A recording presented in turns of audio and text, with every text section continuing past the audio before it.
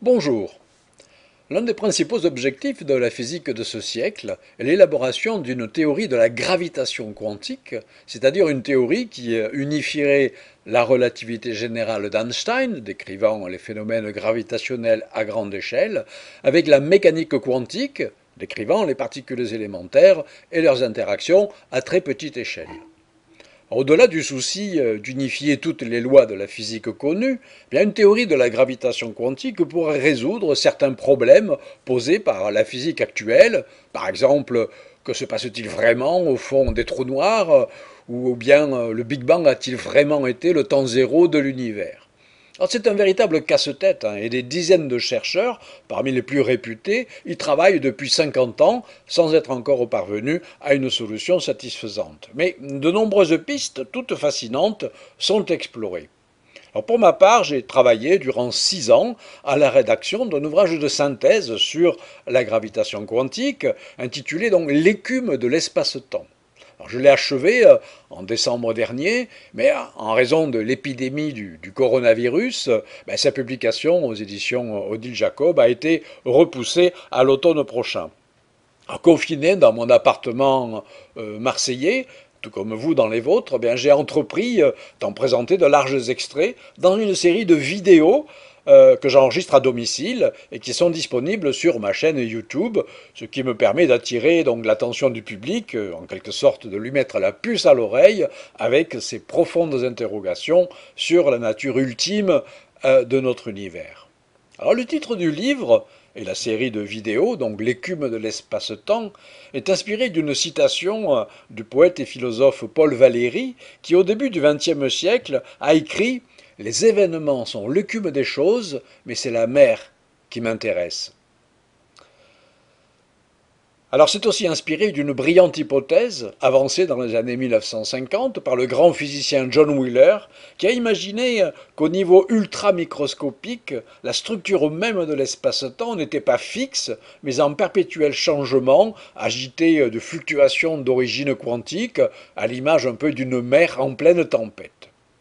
Alors je commence par rappeler les bases de ce que l'on appelle les modèles standards de la physique des particules et de la cosmologie, en soulignant leur succès, mais également leurs faiblesses.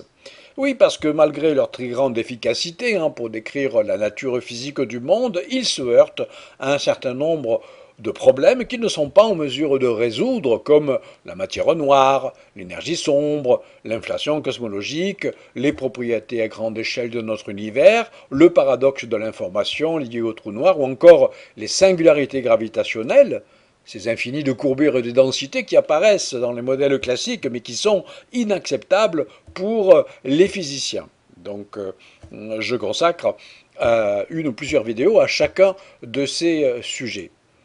Après, je rentre plus dans le vif du sujet en décrivant 7 approches différentes de la gravitation quantique, chacune tentant de résoudre à sa façon les problèmes que je viens de mentionner.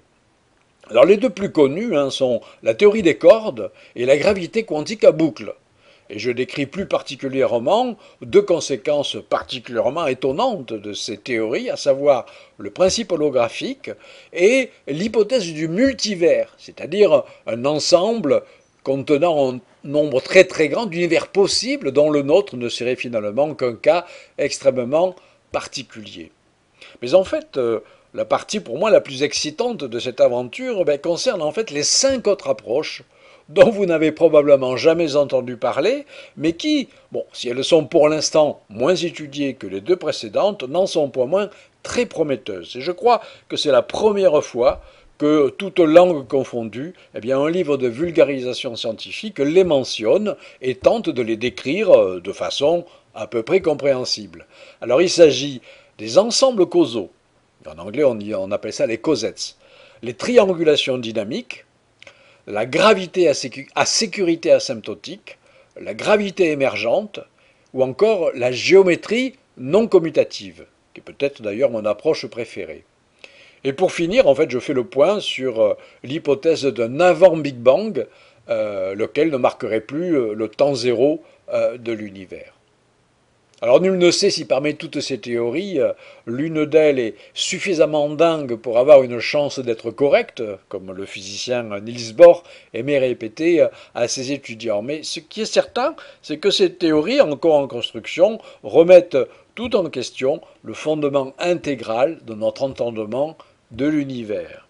Pour finir, la question que je me suis constamment posée durant l'écriture de mon livre et l'enregistrement des vidéos qui l'accompagnent, c'est de savoir si le réel, ou du moins ce qui est supposé en tenir lieu, et qui est plus ou moins efficacement exploré par la physique à l'aide du langage mathématique, peut aussi être dessiné par un langage verbal accessible aux non-spécialistes. Eh bien, j'ai osé le pari de rendre moins innommable ce vertigineux mystère du monde qui nous entoure et qui nous fait.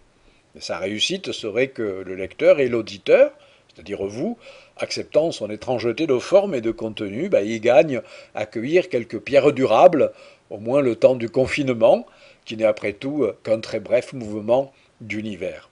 Comme l'écrivait en 1605 Johannes Kepler, c'est ainsi que nous progressons à tâtons dans un rêve, pareil en des enfants sages mais immatures. Donc, merci à celles et à ceux qui accepteront de me suivre jusqu'au bout de cette prodigieuse aventure intellectuelle aux profondes répercussions philosophiques.